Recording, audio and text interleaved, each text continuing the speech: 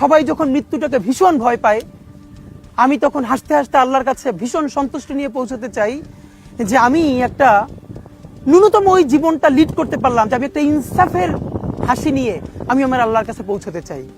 সুতরাং আগামী 50 বছর বাঁচলাম, কোনো ইম্প্যাক্ট তৈরি হলো না আমারে দিয়ে, দেশের জন্য, রাষ্ট্রের জন্য, উম্মার জন্য, জাতির জন্য। কিন্তু আমি ধরেন 5 বছর বাঁচলাম, সেটার মধ্য দিয়ে যদি আগামী 50 বছরের ইম্প্যাক্ট তৈরি হয়, তাহলে অনেকদিন বেঁচে থাকায় কি সাফল্যের বলেন? শহীদ প্রেসিডেন্ট জিয়াউর রহমান কয়টা দিন বেঁচেছেন, কিন্তু ভাবেন আজকে পর্যন্ত উনি আমার অনুপ্রেরণা। হাঁটতে হাঁটতে আমার পা ফুলে যায়। আমি, আমার টিম সেদিনকে ব্যাগের মধ্যে জুতো নিয়ে তারপরে একটা শপিং মলে ঘুরছিলাম, মানে পা ফুলে গেছে, পা জুতোয় ঢুকাতে পারছিলাম না। তো জিয়াউর রহমানের একটা ওনার গল্প মনে পড়ছিল, যিনি মাইলকে মাইল যখন হাঁটতেন ওনার সাথে স্টাফদের পা ফুলে যেত, কিন্তু ওনার তো আর্মি ট্রেনিং আছে। তখন তাকে বলতো যে স্যার আপনার তো আর্মি ট্রেনিং, আমরা তো আর পারি না। এই জন্য ওনাকে মানুষ রাখাল রাজা বলতো। তা আমরাও সারা বাংলাদেশের 56,000 বর্গ মাইলে হাঁটতে চাই। আমরা ইনসাফের চাষাবাদ করতে চাই, একটা স্বাধীন সার্বভৌমত্বের সততার বাংলাদেশ তৈরি করতে চাই। আল্লাহ যে কয়দিন হায়াতে রাখবেন এই লড়াইটা করব। যেদিন নিয়ে যাবেন আমি স্বপ্ন দেখে যেতে চাই, আমি আমাদের এমন টিম, আমি আমার সন্তানকে রেখে যেতে চাই, আমার মৃত্যুর পরে যেন এই লড়াই বন্ধ না হয়, এই লড়াই যেন বাংলাদেশে কিয়ামত পর্যন্ত জারি থাকে।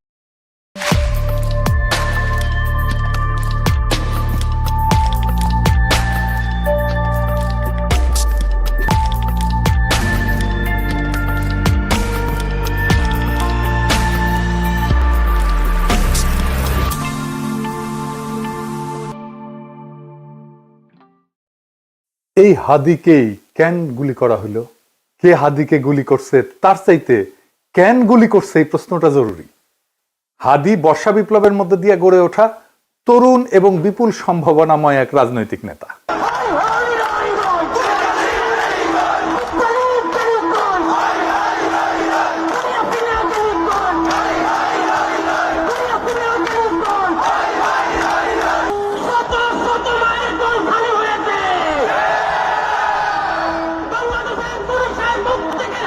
অনেকে আওয়ামী লীগের দিকে আঙুল তুলতেছে।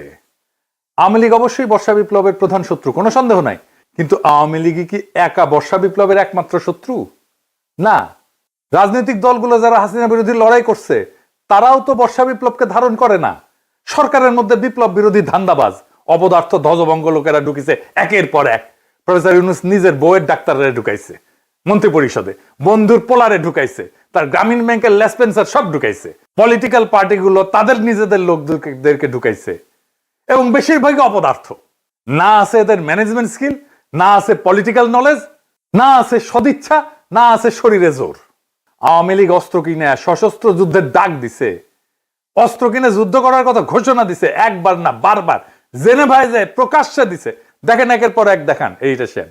হোয়াটএভার ইট ইজ, আমাদের কথা হচ্ছে যে আমাদের এই সংগ্রাম লড়াই অব্যাহত রাখতে হবে, এই এদেরকে এখান থেকে উৎখাত করতে হবে। আর আমি সবসময় পার্সোনাল ক্যাপাসিটিতে একটা কথা বলি, সেটা হচ্ছে সশস্ত্র সংগ্রাম ইজ দ্য অ্যান্সার। হয়তোবা বাংলাদেশ আওয়ামী লীগ এই নীতিতে হয়তো এখনো যায়নি, কিন্তু ব্যক্তিগতভাবে আমার ক্যাপাসিটি হচ্ছে যে we have the take up arms এবং we have to resist our self, because আমাদেরকে খুন করছে, আমাদেরকে পাল্টা লড়াই অব্যাহত করতে হবে, এবং এটাই হচ্ছে আমাদের স্ট্যান্ড। আমার কাছে মনে হয় ব্যক্তিগতভাবে আমার স্ট্যান্ড। দেখেন আর একটা দেখান, অস্ত্র হাতে নেওয়া ছাড়া, গেরিলা যুদ্ধ ছাড়া এই রাজাকারদের বিরুদ্ধে জেতা যাবে না। আমি আবারও আপনাকে বলি যে সশস্ত্র সংগ্রাম, গেরিলা প্রস্তুতি, এগুলো আমাদের জন্য জরুরি এবং সেটা আমাদেরকে ভাবা শুরু করা উচিত। আমি মনে করি বাংলাদেশ আওয়ামী লীগের এসব পুতু রাজনীতি করার সুযোগ নাই। আমরা দেখব যদি ভালোই ভালোই কাজ হয় হবে, কিন্তু দেশ যদি এইভাবে পাকিস্তানের দিকে চলে যেতে থাকে, সশস্ত্র সংগ্রাম এবং আমাদেরকে এই গেরিলা সংগ্রাম বা আরেকটা মুক্তিযুদ্ধ ছাড়া আমাদের কোন রাস্তা নাই। এবার আর একটা দেখান, আমরা করতে হইলে এইখানে পয়সা উঠান, আর যারা মন্ত্রী মিনিস্টার আসল বিদেশ তাকে বলেন পয়সা দিবার জন্য, আমরাও পয়সা দিব, অস্ত্র কিনতে হবে, আমরা যুদ্ধ করতে হবে মাঠে।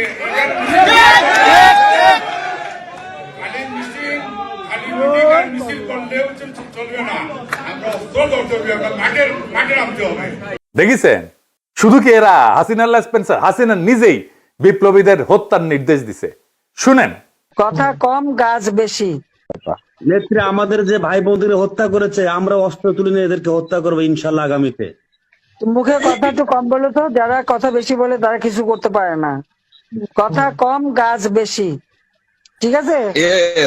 মুখ দিয়ে বলতে যেও না, আগে করে দেখো। ঠিক আছে, খোদা হাফেজ। শুনেছেন? তারপরে তো এই ঘটনা, একটা রাষ্ট্রের বিরুদ্ধে সশস্ত্র সংগ্রাম বা প্রকাশ্য খুনের নির্দেশ দেওয়ার বিরুদ্ধে কিছু করছে প্রফেসর ইউনূসের সরকার? কিছুই করে নাই, কিচ্ছু করে নাই। আর ওদের সাহস আকাশে চড়ছে। হাসিনাকে ভারত ফেরত না পাঠাতে চাইলে নাকি আমাদের কিছুই করার নাই, এই বলে তৌহিদানন্দ প্রভুপাদ। শুনেন, ভারতকে রাজি হতে হবে অথবা চাইতে হবে তাকে ফেরত পাঠানো। রাজি না হলে আসলে তো করার কিছু নেই, আমরা রাজি করানোর চেষ্টা করতে থাকতে পারি, এটুকু। যেটা প্রথমে যেটা বলছিলেন, এটা একটু প্রসেসের ব্যাপার আছে, প্রসেসে চলছে, দেখা যাক আমরা কতটুকু অ্যাচিভ করতে পারি। শুনেছেন? এটারে বিএনপি ঢুকাইছে, দেখে দিলাম এটা উপদেষ্টা মন্ডলীতে। এতটাই অপদার্থ, করার কিছু নাই তো তুই উপদেষ্টা আসুস কেন? 111 আমলা ওরে বানাই দিছে মন্ত্রী, এরা গালাইলে ওর গায়ে মাখেন। এতটাই নির্লজ্জ, এতটাই ক্ষমতা লোভী। এদের দিয়া প্রফেসর ইউনূস ফ্যাসিবাদের আগমন ঠেকাবে। হ্যাঁ, কি আর কমো, বালটা ঠেকাতে পারবে। নির্বাচনের তফসিল ঘোষণা করছে না, দেখেন কি ভয়াবহ রক্তপাত হয় এই পুরা নির্বাচনের সময়। কিছুই ঠেকাইতে পারবে না। কেউ তো কথা শোনে না, আমলারাও কথা শোনে না। ক্ষমতায় বসেছে, রাষ্ট্রযন্ত্রের উপরে কোনো নিয়ন্ত্রণ প্রতিষ্ঠা করতে পারে নাই এই 2 বছরে। এত সাপোর্ট দিয়ে গেছে, কোনো স্যাদব্যাদ নাই। আচ্ছা বলেন, এনএসআই, ডিজিএফআই যদি না জানে কারা ঢাকা 8 আসনের প্রার্থী শরীফ ওসমান হাদিকে হত্যার উদ্দেশ্যে গুলি করছে, তাহলে এই সংস্থাগুলো বন্ধ করে তো দিতে হবে। এগুলো রাখার যুক্তি কি? এই সংস্থা দুইটার প্রধানদের আজকে তো বিদায় করে দেওয়া উচিত। এরা কিছুই করতে পারবে না। জাতীয় নিরাপত্তা উপদেষ্টা একজনকে বানাইছে। হ্যাঁ, অনেকে বলে আপনার গুরুজন, হ্যাঁ, ওনারা নিয়ে ভিডিও টিডিও বানাইছেন। ওনারে আবার তা আমি কি করব? যে যায় লঙ্কায় সেই তো হয় রাবণ। সে ক্ষমতা উপভোগ করিচ্ছে আর বিএনপির সাথে ঘুটু করিচ্ছে, বিএনপির সাথে ঘুটু করিচ্ছে যেন বিএনপি তাকে পররাষ্ট্রমন্ত্রী বানায়। হাদিকে খুন করার এই ভয়ঙ্কর অপারেশনে যারা যুক্ত ছিল তাদেরকে গ্রেপ্তার করে বিচারের আওতায় না আনতে পারলে প্রফেসর ইউনূস সরকার 12 ফেব্রুয়ারি জাতীয় নির্বাচন সম্পন্ন করতে পারবে না, লিখে রাখতে পারে। বর্ষা বিপ্লবকে কোনোভাবে মেনে নিতে পারেনি কায়েমি গোষ্ঠী। আর এক দল আছে বর্ষা বিপ্লবকে বিপ্লব বলে স্বীকারই করতে চায় না, বলে এটা অভ্যুত্থান। এটা অভ্যুত্থান নাকি বিপ্লব খুব নির্দোষ বিতর্ক বইলা মনে হয় না, কিন্তু এখানে লুকায় আছে হাদির গুলি খাওয়ার নিশানা। আসেন সেটা বুঝে দেখি। এক শ্রেণীর জাউরা আছে, দেখবেন বলবে এসে আমি সহ কয়েকজন নাকি দেশটারে অস্থির করে রাখছি। বিপ্লবের পরে কোনো দেশ সুস্থির হয় না, কখনো হয় না। বিপ্লবের ইতিহাসে এটা নাই। সুস্থির করার জন্য বিপ্লবী সরকার লাগে। অভ্যুত্থান আর বিপ্লব এক জিনিস না। আমি যদি বাঘরে বিলাই ভেবে ম্যানেজ করি তাহলে বাঘ বাঁচবে নাকি বিলাইয়ের সার্ভিস আদর পাবো আমি? কোনোটাই তো হবে না। এই বিপ্লব না অভ্যুত্থান, এই জিনিসটা বুঝার ভুলের এই খেসারত জাতিকে দশকের পর দশক দিতে হবে। আমি বলে দিলাম, আমি পরিষ্কার করে বুঝাই বলি কেন অভ্যুত্থানের পরে দেশ দ্রুত স্বাভাবিক হয় আর কেন বিপ্লবের পরে দেশ দীর্ঘদিন অস্থির থাকে এবং কেন বিপ্লবের সঙ্গেই প্রতি বিপ্লব জন্ম নেয় কিন্তু অভ্যুত্থানের পরে প্রতি বিপ্লব জন্ম নেয় না। আসেন সেই জিনিসটা বুঝে দেখি। অভ্যুত্থান মানে কি? অভ্যুত্থান মানে ক্ষমতার হস্তান্তর, রাষ্ট্রের রূপান্তর না। ক্ষমতা এক হাত থেকে আর এক হাতে যাবে, রাষ্ট্র বদলাবে না। অভ্যুত্থানে বদলায় কে শাসন করবে, কিন্তু বদলায় না রাষ্ট্রের কাঠামো, আইন, আদালত, ব্যুরোক্রেসি, সেনাবাহিনী, তার কর ব্যবস্থা, আন্তর্জাতিক চুক্তি। এই জন্যই আমরা ভারতের সাথে হাসিনার কর চুক্তি বাতিল করতে পারি নাই। এই কারণে অভ্যুত্থানের পরদিন ব্যাংক খুলে যায়, অফিস চলে, পাসপোর্ট ইস্যু হয়, কোর্ট বসে, বিদ্যুৎ আসে, রাষ্ট্র কাজ করে। কারণ রাষ্ট্র তখনও জীবিত থাকে, শুধু চালক বদলায়। আর 2024 বর্ষা বিপ্লবে কি হয়েছে এটা চিন্তা করে দেখেন। থানা ফাঁকা হয়ে গেছে, পুলিশ নাই, পালায় গেছে। আদালত ফাঁকা হয়ে গেছে, বিচারপতিরা পালায় গেছে, প্রধান বিচারপতি সহ। হয় নাই? বিপ্লব মানে কি? বিপ্লব মানে শুধু শাসক বদল না। বিপ্লব মানে কে শাসন করবে, কেন শাসন করবে, কিভাবে শাসন করবে, কোন আইনে, কোন নৈতিকতায়, সব প্রশ্ন নতুন করে তোলে, নতুন করে ফয়সালা হয়। হান্না আরেন্ট বলছিলেন যে ইংরেজিতে লিখেছে, ইংরেজি যেহেতু লিখেছে ঠিকই লিখেছে, তাই না আমি বাংলা কইরা বলি। বিপ্লব মানে নতুন কর্তৃত্ব তৈরি করা, নতুন কর্তৃত্বকে প্রতিষ্ঠা করা। বিপ্লব মানে পুরনো বৈধতা ধ্বংস, নতুন বৈধতাকে আনা। নতুন বৈধতা আনতে হয় বিপ্লবী সরকার দিয়া। সে বিপ্লবী সরকার যদি আপনি না করেন, আপনার বৈধতা, আপনার কন্ট্রোল, আপনার নিয়ন্ত্রণ, আপনার অথরিটি দাঁড়ায় না। প্রফেসর ইউনূসের অথরিটি দাঁড়ায়নি, এই জন্যই দাঁড়ায়নি। কেন হয় প্রতি বিপ্লব হয় বিপ্লবের পরে? কারণ বিপ্লব কাউকে না কাউকে বলে তোমার দর্শন ভুল, তোমার আদর্শ ভুল, তোমার বিশ্বাস ভুল, তোমার সম্পত্তি অবৈধ, তুমি দেশের শত্রু, তুমি জনগণের শত্রু। তাই যখন কেউ সব হারায় তখন সে লড়াই করে। অভ্যুত্থানে কেউ সব হারায় না, বিপ্লবে অনেকে সব হারায়। বিপ্লবে আওয়ামী লীগের সব হারানোর কথা ছিল, ভারতের সব হারানোর কথা ছিল, হারায় নাই, সব রক্ষা করা হয়েছে। তাই প্রতি বিপ্লব জন্মায় বিপ্লবের গর্ভেই। বিপ্লবী সরকারের দরকার পড়ে প্রতি বিপ্লব থেকে বিপ্লবকে রক্ষা করার জন্য। ইতিহাসে দেখেন, ইতিহাস কি বলে, শ্রীলঙ্কা তো প্রেসিডেন্ট পাশে দখল করে ফেলছিল না জনতা, ওইটা অভ্যুত্থান ছিল, দেশটা সুস্থির হইতে সময় লাগেনি। নেপালও কি হয়েছে, তাই হয়েছে না, নেপাল সুস্থির হয়ে গেছে না, সময় লাগেনি, কারণ ওইটা অভ্যুত্থান ছিল। বাংলাদেশ সুস্থির হচ্ছে না কেন?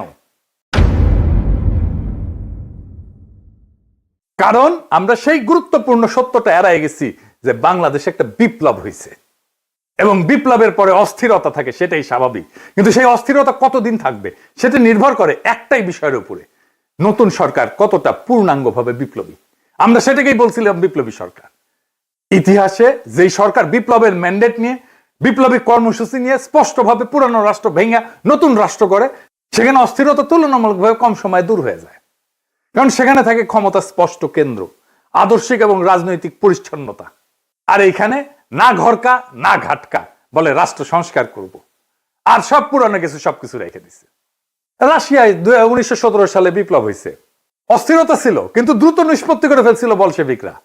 অস্থিরতা দীর্ঘ হয়নি, যুদ্ধ ছিল কিন্তু দ্বিধা ছিল না। চীনেও কমিউনিস্ট সরকার পুরনো রাষ্ট্রের সঙ্গে আপোষ না করে নতুন রাষ্ট্র গড়ে তোলে। এইটাই বিপ্লবী চরিত্র, দ্রুত রাজনৈতিক স্থিতিশীলতা এনে দেয়। ভিয়েতনামও একই কথা। কর্তৃত্ব প্রতিষ্ঠা করতে হয় বিপ্লবী শক্তিকে। অন্যদিকে সরকার যেখানে না ঘরকা না ঘটকা, আধা বিপ্লবী, পুরানা এলিট আর নতুন শক্তির মধ্যে দোদুল্যমান, সেখানে অস্থিরতা লম্বা হয়। তাই হয়েছে প্রফেসর ইউনূসের সরকারে, পুরনো এলিট আর নতুন শক্তির একটা কোয়ালিশন হয়েছে। ফ্রান্সে বিপ্লব হয়েছে 1789 সালে। এরপরে দশক ধরে অস্থিরতা চলছে। মূল কারণ ছিল বিপ্লবের প্রশ্নে স্পষ্ট সিদ্ধান্তের অভাব।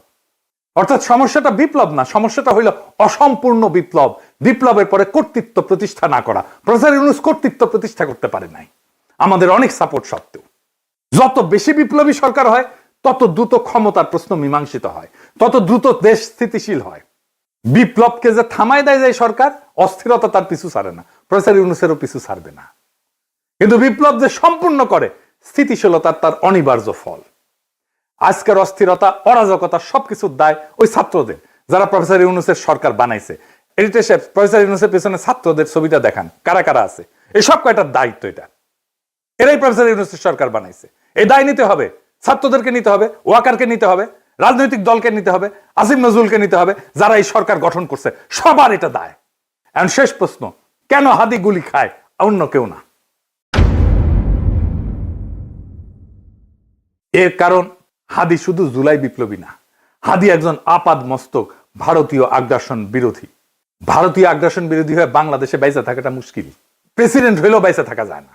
জিয়ারে মরতে হয়েছে না, ইলিয়াস আলীকে মরতে হয়েছে না, সালাউদ্দিন কাদের চৌধুরীকে মরতে হয়েছে না, জামাত নেতাদেরকে মরতে হয়েছে না, আবরারকে মরতে হয়েছে না, হাদিকে নিয়ে কম কুৎসা রটনা করা হয়েছে। দেখেন এই মালটাকে চিনতে পারেন কিনা দেখেন। জুলাই গণ অভ্যুত্থানে হাদির অবদান কি দেখতে হবে না? এই গণ অভ্যুত্থানের সময়ে, গণ অভ্যুত্থানের পরেও হাদি নামে কাকে মানুষ চিনত না। বাংলাদেশের সংকটে হাদিকে এদেশের মানুষ পায়নি। বাংলাদেশ যখন কাঁদছিল, বিপদে পড়েছিল, যখন রক্ত ঝরছিল, তখন হাদিরা সিনা টান টান করে দাঁড়ায়নি। তখন কিন্তু মির্জা আব্বাস ভাইরা দাঁড়িয়েছিল, তাদের হাজার হাজার কর্মীরা এখানে অবদান রেখেছে, লড়াই করেছে। শুনিছেন এই বাটপারকে বিএনপি কোলে তুলে রাখে। বিএনপি যা যা করতে পারে না, বলতে পারে না, এই বাটপারকে দিয়ে করায় আর বলায়। এটা বিএনপির মাস্তান, এটা বিএনপির ভার্চুয়াল মাস্তান। হাদিকে নাকি সে মাঠে দেখে নাই।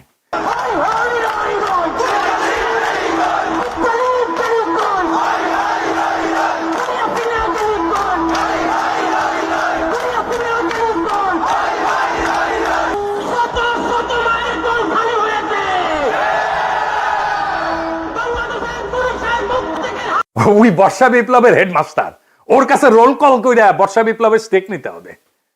ওরে কিছু বললে বিএনপির বুদ্ধিজীবী ডাক্তার জাহেদ পর্যন্ত সেট করে ওঠে, কাইন্ডা শেষ হয়ে যায়।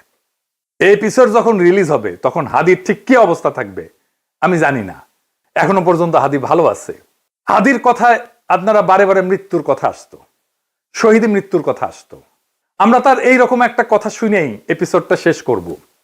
কিন্তু একটা কথা আপনাদেরকে স্পষ্ট করে বলে যেতে চাই, জুলাই বিপ্লবকে বিজয়ী করা ছাড়া আমাদের সামনে আর কোনো রাস্তা খোলা নাই। প্রফেসর ইউনূস বিপ্লবকে লক্ষ্যভ্রষ্ট করেছে। আমরা আবার সেই বিপ্লবকে সম্পন্ন করব, বিজয় করব।